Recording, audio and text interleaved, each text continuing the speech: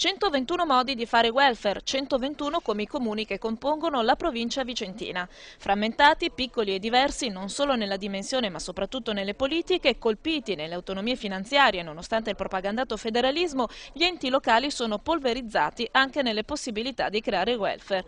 Un bel guaio se però il traguardo è uscire assieme dalla crisi. Come dimostra una ricerca IRES Veneto presentata oggi, gli enti locali del territorio si comportano in modo completamente diverso quando ad essere in gioco sono i soldi. Se per esempio a Thiene la spesa sociale annua pro capita è di 36 euro, a Vicenza è di 70 euro superiore. Ma anche la flessione economica colpisce in modo diverso. L'abolizione dell'ICI ha generato flessioni che vanno dal 2,5% in meno di Valdagno al quasi 10% in meno di Bassano. E le differenze sono poco spiegabili se andiamo a vedere le caratteristiche socio-economiche del comune, perché è evidente che un comune con più anziani spende di più per quanto riguarda il sociale, però nonostante questo ci sono differenze veramente enormi e poco spiegabili appunto dalle caratteristiche sociodemografiche del territorio.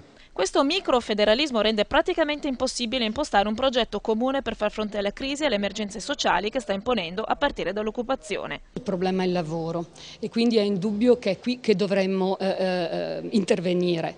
Quando si ha il lavoro altri problemi diventano di secondaria importanza e quindi primo lavoro e il resto le fasce deboli.